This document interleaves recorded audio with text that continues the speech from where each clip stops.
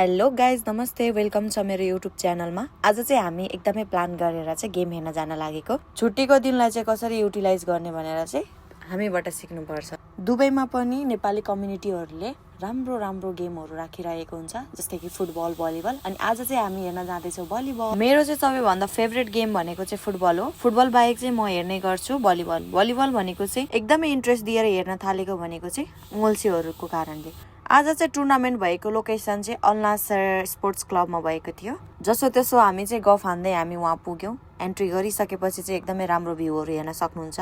यहाँ चाहिँ म धेरैचोटि भलिबल पनि खेल्न आएको छु र मेन भनेको हाम्रो युएई भर्सेस नेपालको लास्ट टाइम बोइजहरूको गेम भएको थियो। त्यो बेलामा चाहिँ हामीले यहीँ आएर चाहिँ मजाले हाम्रो नेपालको गेम पनि हेरेर चियर अप गर्दै थियौँ। फाइनली हामी चाहिँ हाम्रो लोकेसनमा आइसकेको थियौँ। म चाहिँ गाडीबाट छिटो छिटो झरेर गोल्सेलाई देखाउँदै थिएँ। गोल्से चाहिँ सामानहरू बोक्दै गर्दाखेरि चाहिँ एकदमै ढिलो भयो उसलाई चाहिँ निक्लिनको लागि।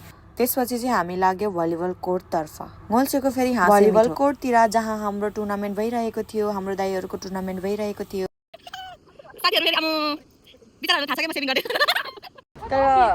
लास्ट गर्मी छ,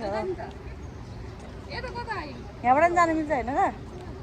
हामीलाई चाहिँ एकदमै गर्मी भइरहेको थियो। हामीलाई मात्रै होइन सबैजनालाई गर्मी भएको थियो, तर अचम्मै गर्मी भइरहेको थियो। जसो तसो हामी चाहिँ बाटोमा कन्फ्युज भइरहेको थियो। फाइनली हामीले चाहिँ जाने बाटो पनि भेट्यौँ। थ्याङ्क गड यस्तो घाममा चाहिँ गेम चाहिँ इन्डोर रहेछ। आउटडोर भएको भए चाहिँ एकदमै गाह्रो हुन्थ्यो खेल्ने प्लेयरलाई पनि अनि हामी हेर्ने मान्छेलाई पनि।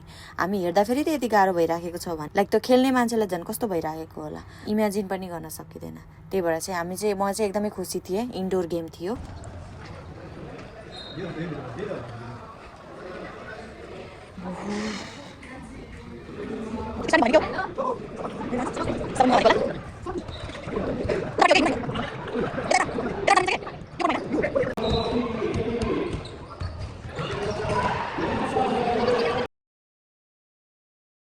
फाइनली चाहिँ हामी भलिबल कोर्टमा आइपुगेको थियौँ। त्यहाँ चाहिँ गेम सुरु भइसकेको थियो। हामी चाहिँ एकदमै ढिलो आएको थियौँ। अब यसो गइसकेपछि त यताउति त हेर्नै पर्यो आफूले चिनेको कोही मान्छे छ कि भनेर। ठ्याक्कभित्र एन्ट्री गरेको मैले चाहिँ नानालाई देखेँ। नानालाई देखिसकेपछि हक गर्नु त मन लागेको थियो, तर नाना चाहिँ स्कोर बोर्डमा हुनुहुन्थ्यो। त्यही भएर चाहिँ मैले उहाँलाई डिस्टर्ब गर्न चाहिन।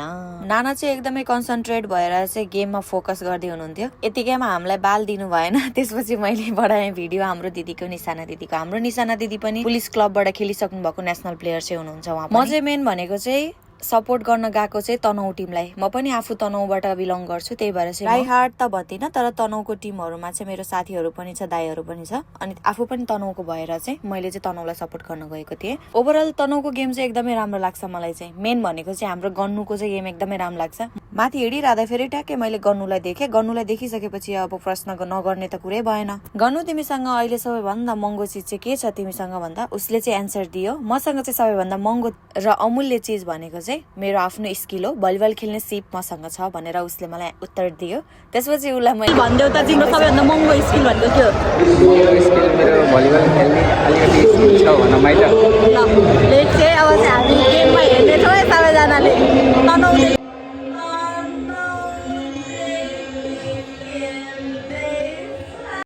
ये सब क्या देखना पड़ रहा है? अच्छा है मैं अंधा हूँ।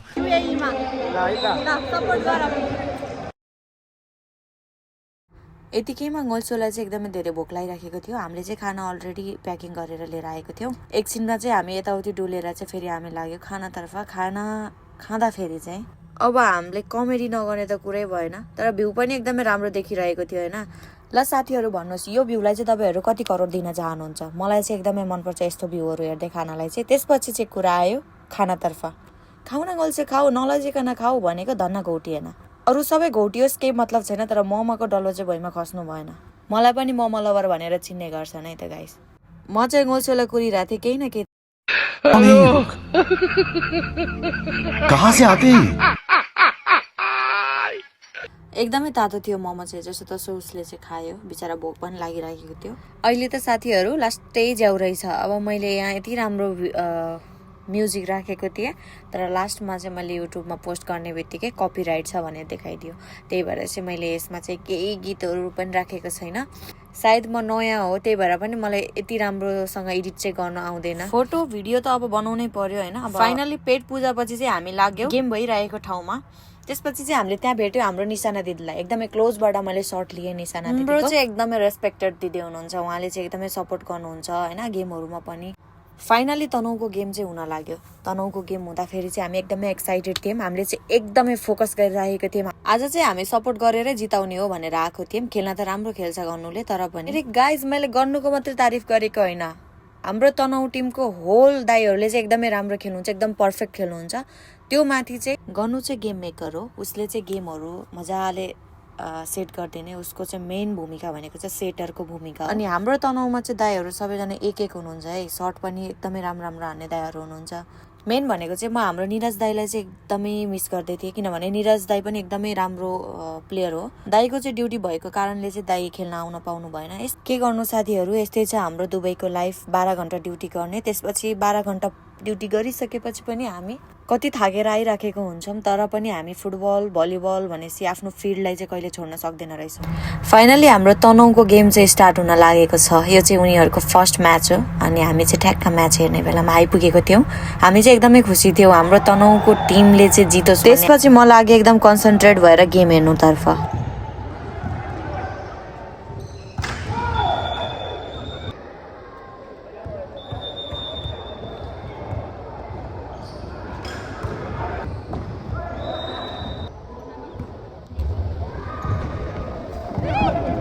भेरी नाइस, यो हो नि त गर्नु।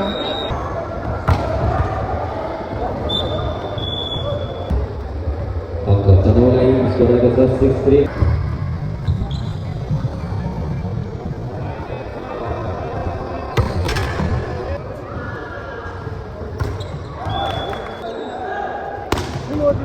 बब्बाल। Strike Tanol siap semasa nama tim Kelari. हाम्रो तनहुको दाइहरूले चाहिँ एकदमै मेहनत गरेर खेलिरहनु भएको थियो, म चाहिँ त्यही भन्दै थिएँ। अनि मलाई चाहिँ थाहा भइसकेको थियो कि यो गेम हामीले नै जित्ने हो भनेर, त्यही भएर चाहिँ हामी एकदमै ढुक्क थियौँ। अब हाम्रो तनहुको गेम सकिसकेपछि हामी अरू गेमहरू पनि हेऱ्यौँ। त्यसमा चाहिँ अब अहिले यो गेम भइराखेको चाहिँ हाम्रो रूपन्देहीको थियो। गेम हेर्दा हेर्दा चाहिँ एकदमै निन्द्रा लागिरहेको थियो, त्यही भएर चाहिँ हामीले मगायौँ कफी। यस्तो घाममा सबै साथीहरू बिजी भएको कारणले चाहिँ म लिन गएँ। अब हाम्रो परम्परागत पेसा भनेको भिडियो त बनाउनै पर्यो। गोल्से चाहिँ उता धेरै नै काम गर्दै थिइन् र उनी एकदमै बिजी थिइन्, त्यही भएर चाहिँ म माथि प्याराफिटमा बसेर चाहिँ मजाले गोल्सेलाई हेर्दै थिएँ, एकदम फोकस गर्दै थिएँ क्यामेरामा। गेम त अलरेडी स्टार्ट भइसकेको थियो, तर पनि गेमको उद्घाटन चाहिँ बल्ल भइरहेको थियो। अब तपाईँहरू फेरि सोच्नु होला कि गेम अलरेडी भइसकेको थियो भने कसरी चाहिँ उद्घाटन चाहिँ बिचमा भयो भनेर। बिहान बिहान त हेर्ने दर्शकहरू आउने कुरै भयो, दिउँसो हुन लागिसकेपछि चाहिँ एकदमै धेरै दर्शक थियो, त्यो भएर चाहिँ त्यो कारणले चाहिँ उद्घाटन चाहिँ बिचमा गरेको। बेलुका भइसकेको थियो, त्यही भएर चाहिँ अब आउटडोर खेल्ने निर्णयपछि चाहिँ सबैजना आउटडोर भलिबलको लागि रेडी भएर चाहिँ प्लेयरहरू पनि बाहिर आउनुभयो। गेम चाहिँ हाम्रो तनहु भर्सेस हातेमालोको थियो। टिम तनहु अनि टिम हातेमालो एकदमै राम्रो टिम हो दुइटै। म चाहिँ स्टार्टिङमा के भन्दै थिएँ भन्दा यो टिममा यो गेममा चाहिँ जसले जित्छ त्यसले चाहिँ फाइनल स्योर भनेर चाहिँ मैले त्यो भन्दै थिएँ।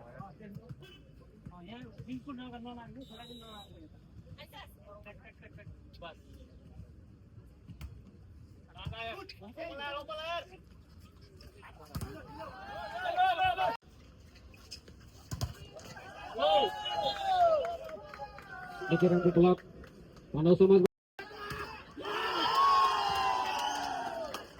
Akhirnya kelak Hasumbar Tanol Somas lai Tanol Somas. Ini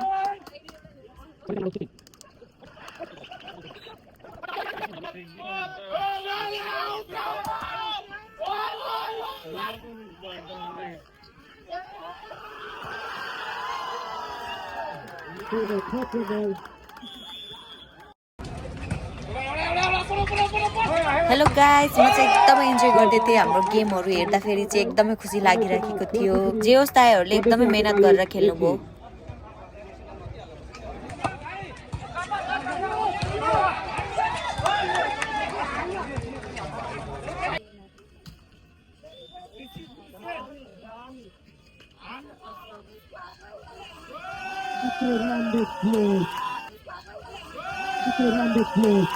Bila sesuatu huआ है ये से तनल समाजले जिन्दगीमा चाहिँ यतिको कमेडियन साथीहरू चाहिँ हुनुपर्छ है गाइज। हाम्रो दिदी चाहिँ गाइज यसको काम चाहिँ बल्ल थाहा भयो, यो रहेछ नि त यसको काम त। हाम्रो दिदी पनि लास्ट दिमाग भएको हो के। अति गर्मी भएर त्यही भएर चाहिँ हावा खाँदै। गेम चाहिँ एकदमै राम्रो खेल्नु भएको। अब गेमको रुल्स नै हो, एकजनाले हार्नु पर्छ, एकजनाले जित्नै पर्छ, केही छैन, राम्रो छ, नेक्स्ट टाइम अझै राम्रो गर्नुपर्छ। त्यसो भन्दै चाहिँ म अल नासर क्लबलाई चाहिँ बाई बाई गर्दै लागे म घरतर्फ। मैले चाहिँ पर्सनल जेट मगाएको थिएँ, पर्सनल जेट चाहिँ अहिले बिग्रेको भएर चाहिँ म मेट्रोबाट आउनु पर्यो। उफ मेरो जिन्दगी। केही छैन, कहिलेकाहीँ यस्तो अनुभव पनि गर्नुपर्छ। यो रिनाले कति गफ हाने कि भन्नु होला, साँच्चै नै मैले गफ हानेको थिएँ। म चाहिँ सधैँ मेट्रो नै युज गर्ने मान्छे हो। यहाँको फेरि मेट्रो पनि यति भिआइपी हुन्छ नि, एकदमै राम्रो, एकदमै भिआइपी फिल गराइदिन्छ क्या। अब हेर्नु न, पञ्च गरेँ मैले कार्ड, त्यसपछि म बाहिर निक्लिएँ। यस्तो देख्नु भएको थियो त कसैले? जस्तो जे भए पनि अब केही नखाइ सुत्ने कुरा त भएन। म चाहिँ क्रोसन लिन गएको थिएँ क्यारिफरमा। क्यारिफरमा चाहिँ क्रोसन सकिएछ, किनभने हामी एकदमै 10 बजेतिर गएको थियौँ त्यहाँ। मलाई चाहिँ क्यारिफरको मनपर्ने भनेको चाहिँ एकदम फ्रेस, उनीहरूले भर्खरै बनाएर राखेको क्रोसनहरू हुन्छ, त्यो त सकिसकेको रहेछ। त्यसपछि चाहिँ म लागेँ हेर्नलाई कि म के खाऊँ भनेर म हेर्दै थिएँ। त्यसपछि मेरो आँखा गयो ब्रेडमा, तर त्यसपछि केक लिइसकेपछि चाहिँ म लागेँ घर। आजको दिन चाहिँ मैले एकदमै इन्जोय गरेँ। मेरो ब्लग हेरिसकेपछि लाइक सब्सक्राइब गर्न नभुलिदिनु होला। धन्यवाद।